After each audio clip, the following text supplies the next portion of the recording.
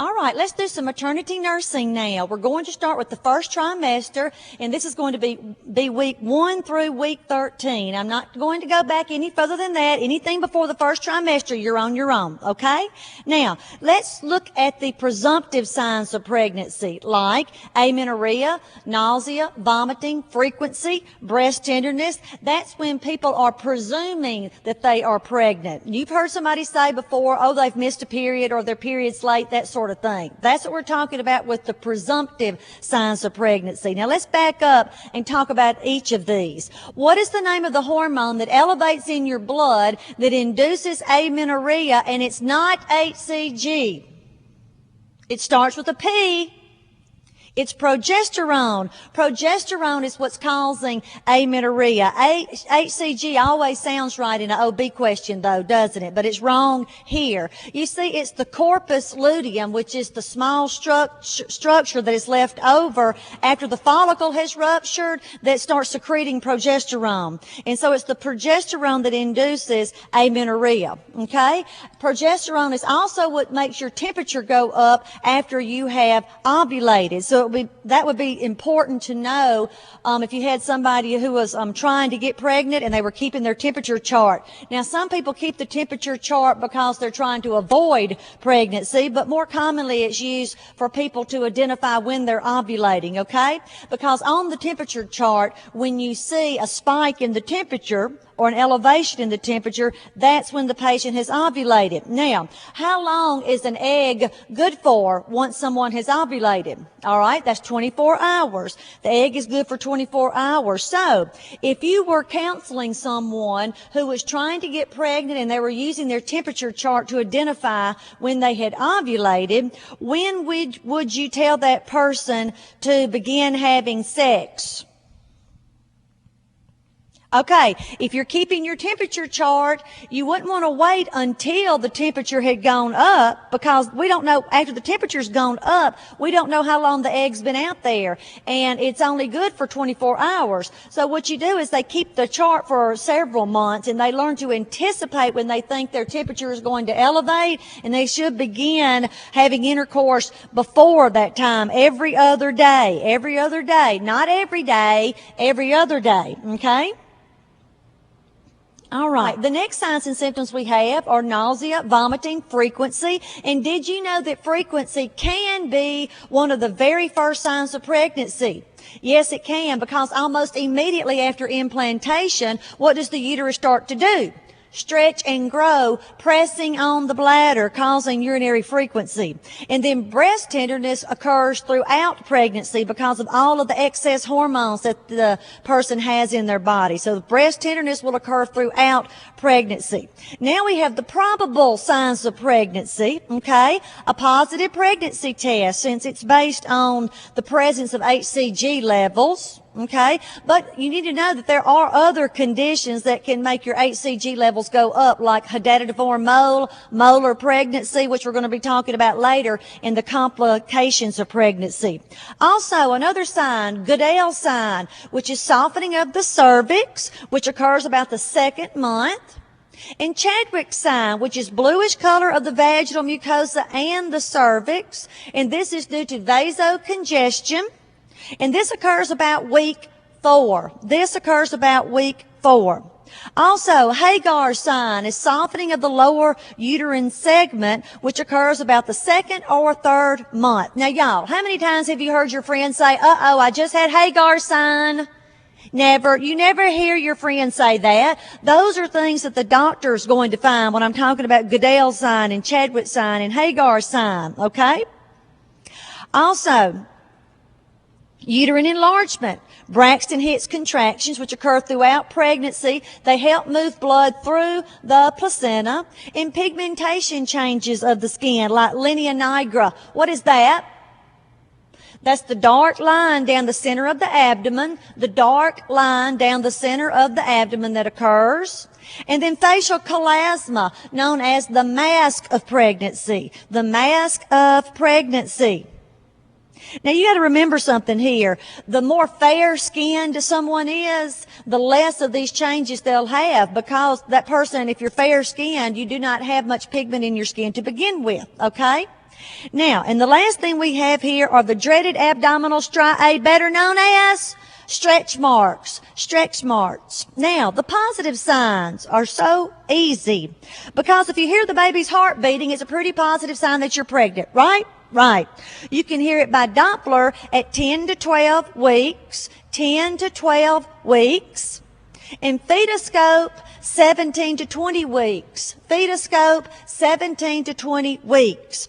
Now, fetal movement is also considered to be a positive sign. But when I say fetal movement here, I do not mean the patient telling you they can feel the baby move. I mean the examiner, you, the nurse, feeling the baby move, okay? There's a difference there.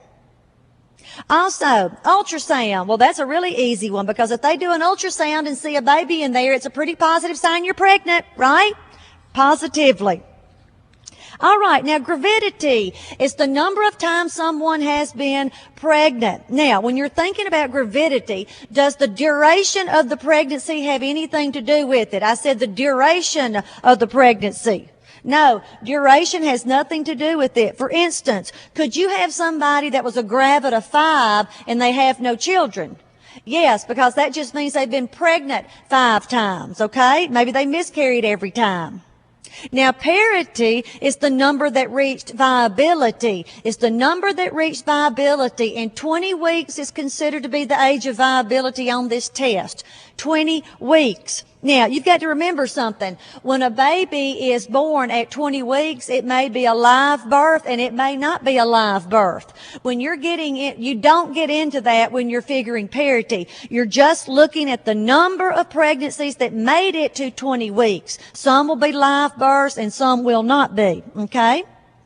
Now, TPAL is an acronym that gives you further information on parity, and you'll see on your handout what those letters stand for, okay? Nagel's rule. You find the first day of the last menstrual period, you add 7 days, you subtract 3 months and add 1 year. Now, when I say add 1 year, I mean like 2005, 2006, that sort of thing, depending on the time of the year you became pregnant. Now, what this is trying to do is help you identify when the baby's going to arrive, okay? And remember, Nagel's rule is only accurate plus or minus 2 weeks. It is only accurate plus or minus 2 weeks. Now, patient teaching. Well, we always have to start out teaching about nutrition, don't we? Like the 4 food groups, okay? We always go over the 4 food groups first. Calories. They can increase their calories by how many per day after the first trimester? Notice I said after the first trimester. It's not many. 300 calories, okay? And now that's approximately 1 1/4 Snickers bars if you want to get exact, okay? All right, so it's not many calories at all. But if you're an adolescent, they can have more calories. They can increase their calories by 500 after the first trimester because, see, in the adolescent, not only do they have to account for the baby's growth, but the adolescent is still growing too. So they can have more calories. Now, increase protein to 60 grams per day. 60 grams per day. Well, here's the deal with that. Normal protein intake for a female should be about 40 to 45 grams. But when somebody is pregnant, don't they have a lot of tissue growth going on in their body? Yes, they have a lot of tissue growth, so they need more protein. Okay? And expect to gain how many pounds in the first trimester? It's not many. 4 pounds is average. 4 pounds is average, okay? Now, I know some people gain weight, a lot more than that, right? And then some people lose weight, too, because they are so sick. That's right. Some people are very sick in that first trimester. Now, vitamin supplements, okay? These days, they say if you're even thinking you might get pregnant, that you need to be on a prenatal vitamin for at least a year ahead of time. Why is that? Because of the folic acid that's in the vitamin. They believe that folic acid is helping prevent what type of defects? Neural tube defects. Neural tube defects like spina bifida. Like spina bifida. Now, As far as folic acid is concerned, we want the patient to get at least 400 micrograms per day. At least 400 micrograms is the recommended dose, okay? Now, a lot of people don't like to take their prenatal vitamin because they can cause GI upset and constipation because of the iron inside of the vitamin, okay? So a lot of times people will try to take them, but they can't because of the GI upset and the constipation. So we need to counsel the patient on this to help them so they'll take the vitamin, all right? Now, the best way to take any form of iron, a lot of times people are just on iron supplements for anemia. The best way to take any form of iron is on an empty stomach for maximum absorption. On an empty stomach for maximum absorption. But how many people can tolerate that? Not many people can tolerate it. So normally we just go ahead and tell them to take it with food. Take with food. But be aware when they take it with food, that's going to decrease the absorption by about 40%. It's going to decrease the absorption of the iron by about 40%. And you know that anytime you're counseling somebody about an iron supplement, the best thing they need to do, or the thing they need to do is take it with vitamin C to enhance absorption. Take with vitamin C to enhance absorption. Now, exercise. No high impact. Walking and swimming are the best exercises, and they do not need to start a heavy program unless they already have been doing so for a period of time. Okay, now if you have somebody who's been exercising a lot, they can continue doing what they're doing, but I don't care how well conditioned an athlete someone is, if they become pregnant, they should not let their heart rate get above 140. They should not let their heart rate get above 140. Now think about that. Anytime your heart rate gets above 140, there is a chance that your cardiac output could do what? Drop. Cardiac output can drop. And you never, ever, ever want to decrease cardiac output in a pregnant person. That can be dangerous because when you decrease cardiac output in a pregnant person, there is a chance that who's not getting blood? The baby. That's right. The baby is not getting blood as it once did. So you shouldn't let your heart rate get above 140. Okay? We also do not want the patient to become overheated during exercise because the increased body temperature can cause birth defects. That's also why they don't like pregnant ladies to get in bath water that's too hot, or hot tubs, or sleep under an electric blanket, because the core temperature of the body can go up so much that it can cause a birth defect. Now let's look at danger signs. Now, most of these danger signs that we see here, if you ever get them at all, will be seen in the third trimester. But we're going to take the time to teach about these things in the first trimester while we have this person in the clinic. Because is there a chance that this might be the only time you ever see that patient? Yes.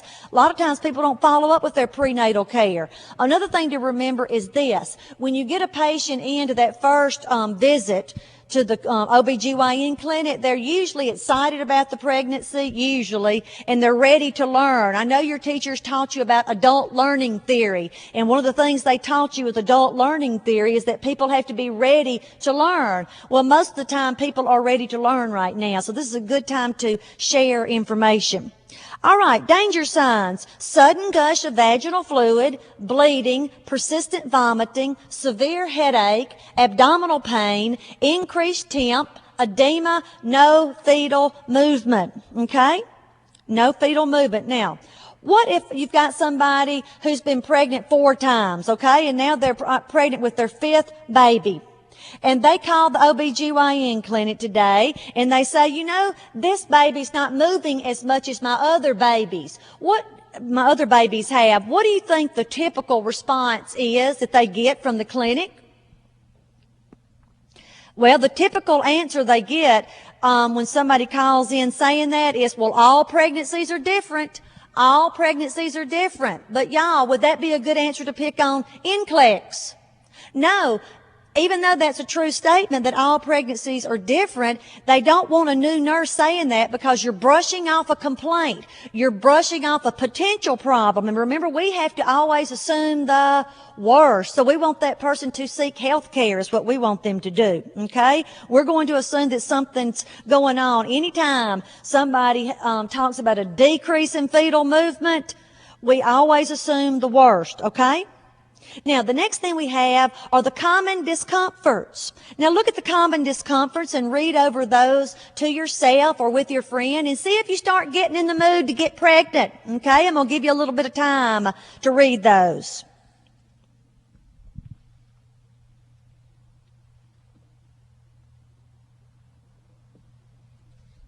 Are you getting in the mood to get pregnant?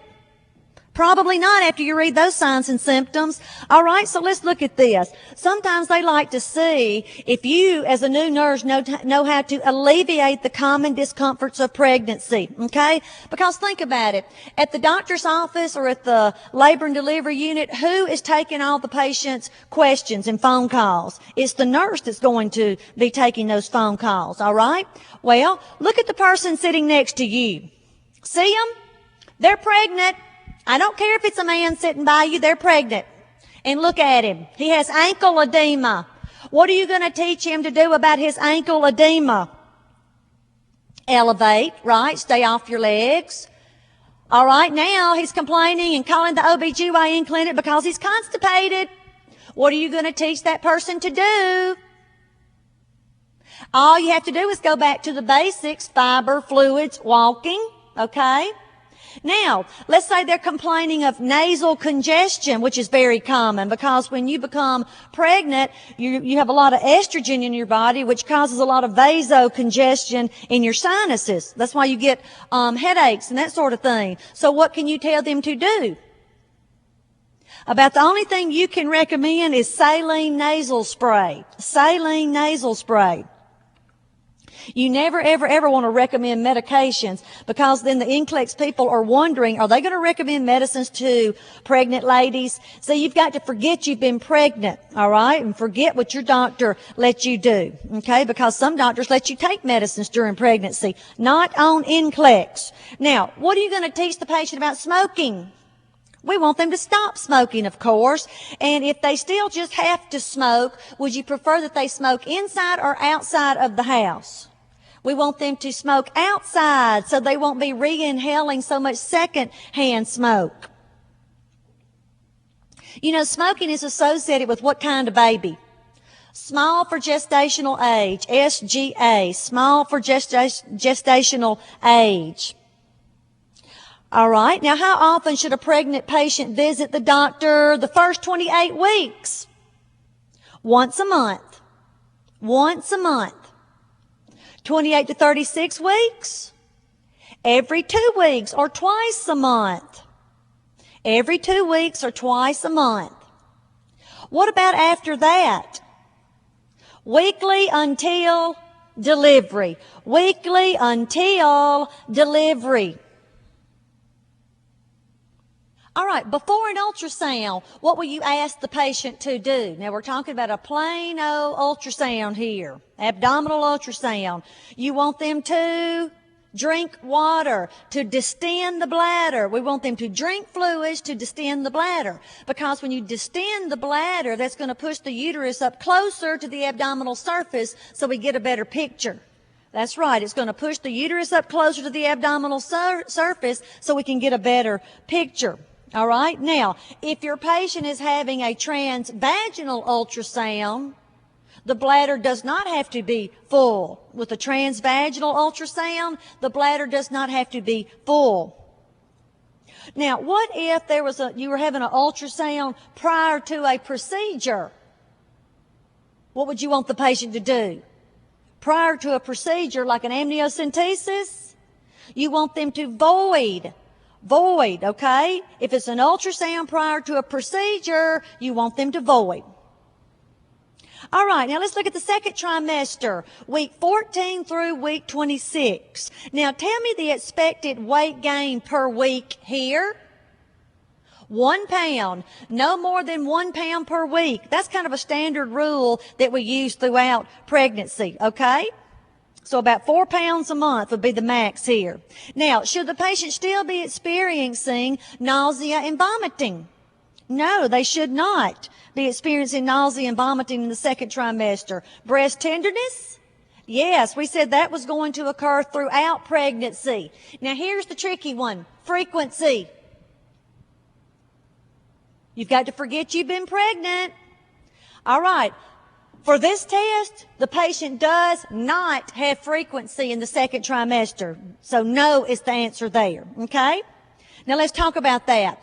You see, in the first trimester, the uterus is a pelvic organ. It's down low. So it's pressing on the bladder as it grows. But in the second trimester, what will the uterus do? It rises and becomes an abdominal organ, relieving pressure on the bladder. All right? So in the second trimester, no frequency. Now, quickening. What is quickening? Fetal movement.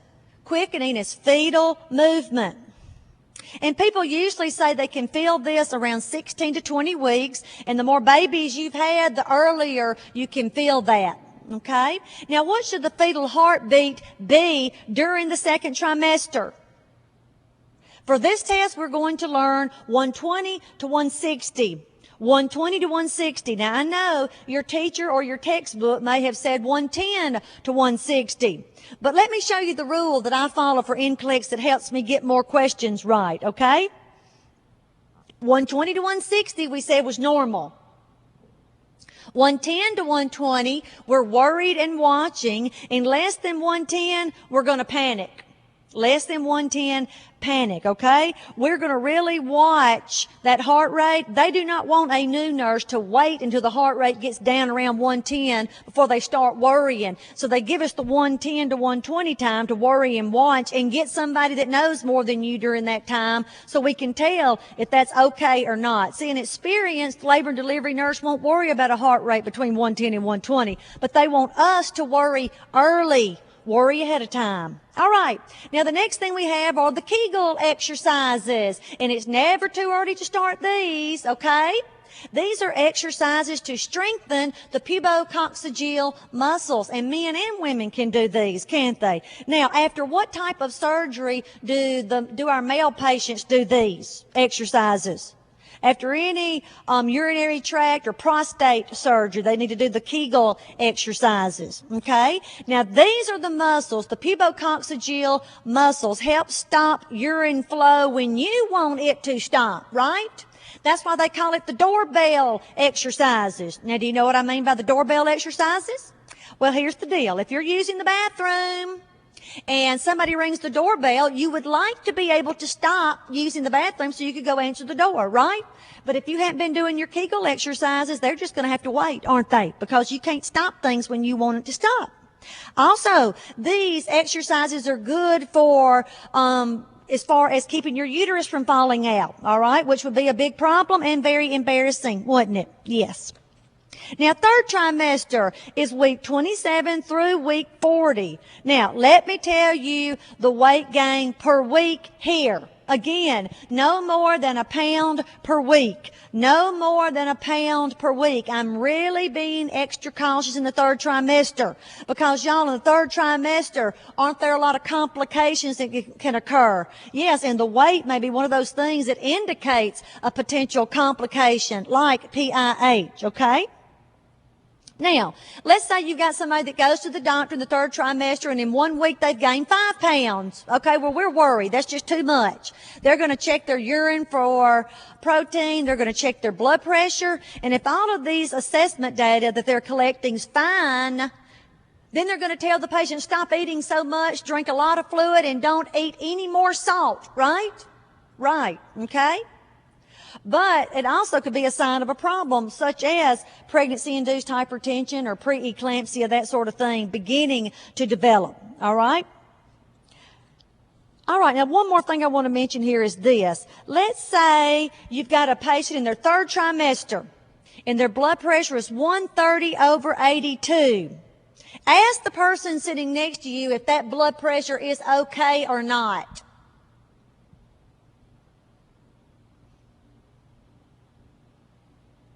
Okay, here's your answer. You don't know if it's okay because you don't know what their baseline was to start with, right? You've got to know what their baseline was to start with. Now, I want you to write this down. 30 over 15. 30 over 15. Now, here's what I mean by that. You never want the systolic to be greater than 30 over their baseline, and you never want their diastolic to be more than 15 over their baseline. That's kind of a standard rule of thumb that we use to see if their blood pressure is within normal limits or not. Now, in the third trimester, what should the fetal heart rate be? Again, 120 to 160. 120 to 160. And how is position and presentation determined? What's the name of those maneuvers? Leopold's maneuvers. Leopold's maneuvers. Now, what you're doing with Leopold's maneuvers is you're palpating the mother's abdomen, trying to feel for the baby's head, back, and buttocks. Head, back, and buttocks. Now, tell me something. Why do we care where the fetal back is? Why do we care where the fetal back is? Because this is where you need to listen for the fetal heart rate. It's over the fetal back. That's where you put your Doppler. If you put your Doppler anywhere else, you're probably going to hear the mama's heart rate, which is going to be too low, which would be a sign of fetal distress. So we want to get the baby's heart rate, not the mama's, okay? Now, what should you have your patient do before Leopold's maneuvers? You want your patient to void. That's a comfort measure for one thing, but also if the bladder is distended, your teacher told you that that could shift the uterus to one side or the other, and that's not good. We want the uterus in the midline, don't we? Okay? Now, if the patient is having contractions, should these maneuvers be done during or between contractions? Between contractions. Because if you try to feel for the baby during a contraction, are you going to be able to feel the baby? No. You're going to feel a contracting uterus is what you're going to feel. All right. Now, patient teaching. Signs of labor. First of all, lightening usually occurs 2 weeks before term. And this is when the presenting part of the fetus, usually the head, descends into the pelvis. Okay? And the patient will feel less congested, and they'll tell you they can breathe more easily now. But you got to remember, this is going to put more pressure on the bladder, so here comes the urinary frequency again. Now, I don't want you to get lightening and engagement confused. Engagement is when the largest presenting part of the fetus, and again, we hope it's the head, is in the pelvic inlet. All right? So the presenting part is at 0 station. And the baby's getting down in the birth canal, right? That's what we want to happen. Now, fetal stations are measured in centimeters, and it measures the relationship of the presenting part of the fetus to the ischial spines of the mother. So that's on your handout there. You don't have to memorize the picture. I just wanted you to get an idea of what we're talking about by 0 station. And also, I always get the positive and negative mixed up. So you might want to look at that. We're just trying to explain those concepts there in case those words are ever in a test question. You won't be confused by that. Now, we hope the baby's head is well engaged, okay? Because if the baby's head is not well engaged, if the baby is not down in the birth canal good, if you get the rupture of the membranes, if the baby's head is not well engaged, what could come out with the gush of fluid? The cord. And now we've got a prolapsed cord. That's what we don't want to happen. Other signs. Braxton Hicks contractions. Well, they're becoming more frequent and stronger than before. Softening of the cervix. Softening of the cervix. I'll bet your teacher told you that in the non-pregnant female that the cervix feels about like the tip of your nose or a pencil eraser, or sometimes they say like your chin feels, okay? That's the consistency of it in the non-pregnant female. But the closer somebody gets to delivery, the softer it gets. It'll get as soft like as a piece of foam rubber, just really, really soft, and it starts thinning out too. Bloody show is another sign. Now, in the bloody show, do you expect to see a lot of heavy bleeding? No, but see, that's confusing because they call it bloody show, but we do not want to see a lot of heavy bleeding or bright red blood, because if you see too much blood in the show, we have to assume that our patient is what? Hemorrhaging. Rupture of the membranes and a sudden burst of energy. Now, when you get the sudden burst of energy, what is this called? Nesting. Nesting, like making your nest. They say this is Mother Nature's way of helping you prepare for the baby. All right, and you get a lot of people say they never got the sudden burst of energy, okay? And a lot of people will also say that if you do get the sudden burst of energy, that you're probably going to deliver within the next 24 to 48 hours, all right? And diarrhea is also something the mother might develop prior to delivery. All right. Now, when should the patient go to the hospital? When the contractions are 5 minutes apart or when the membranes rupture. Now, why is it so important that you seek health care after the membranes have ruptured? I bet somebody just said infection. Okay. Well, that's true, but there's something else too that's more acute than that. Prolapse cord. A prolapse cord. See, both answers are correct. Infection and prolapse cord, but the one that's more life-threatening is prolapse cord. Don't get me wrong. We want somebody to seek health care after their membranes have ruptured because we are worried about infection. Because once the membranes rupture, we want them to have delivered within 24 hours because the risk of infection is so high. But the killer answer is going to be prolapse cord. All right? Break time.